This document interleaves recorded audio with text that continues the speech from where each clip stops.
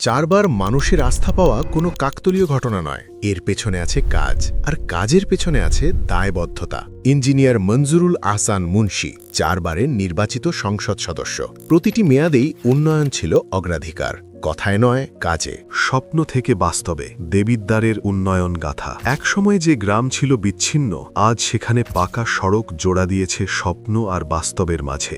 শিক্ষায় আলো জ্বালানো হয়েছে, শত শত স্কুল কলেজের নতুন চেহারায় আজ শিশুরা পড়ছে আগামীর গল্প। যোগাযোগে মিটেছে দূরত্ব, নতুন ব্রিজ, কালভার্ট, সড়ক যেন জীবনের গতি বদলে দেওয়া এক নীরব বিপ্লব।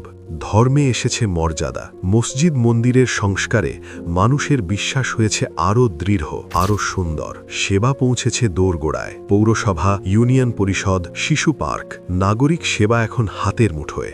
বিশুদ্ধ পানিতে বদলেছে জীবন, হাজারো পরিবার পেয়েছে নিরাপদ পানি আর স্বাস্থ্যকর জীবন। এই উন্নয়ন শুধু ইট পাথরের নয়, এ মানুষের স্বপ্ন পূরণের গল্প। শিক্ষা, ধর্মীয় প্রতিষ্ঠান, নারী উন্নয়ন, সবখানেই উন্নয়নের ছোঁয়া। এগুলো শুধু সরকারি দায়িত্ব নয়, অনেক উন্নয়ন এসেছে নিজের ব্যক্তিগত উদ্যোগে।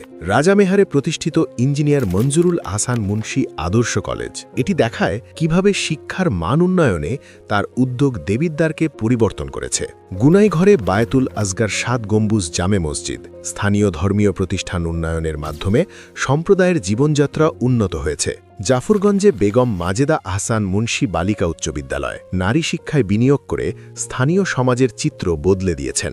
দেবিদ্বারে আলহাজ জবিদা খাতুন মহিলা বিশ্ববিদ্যালয় কলেজ দেবিদ্বারের একমাত্র মহিলা অনার্স কলেজ। এটি শুধু একটি প্রতিষ্ঠান নয়, এটি নারী শিক্ষায় দেবিদ্বারে ইতিহাস পরিবর্তনের প্রতীক।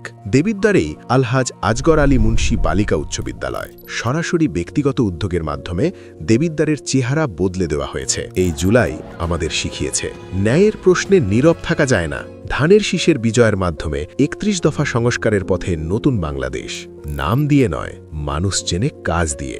৪ মেয়াদ, অসংখ্য কাজ, মানুষের আস্থা। এভাবে তার দায়বদ্ধতা এবং উদ্যোগের মাধ্যমে দেবিদ্বার সম্পূর্ণভাবে পরিবর্তিত হয়েছে।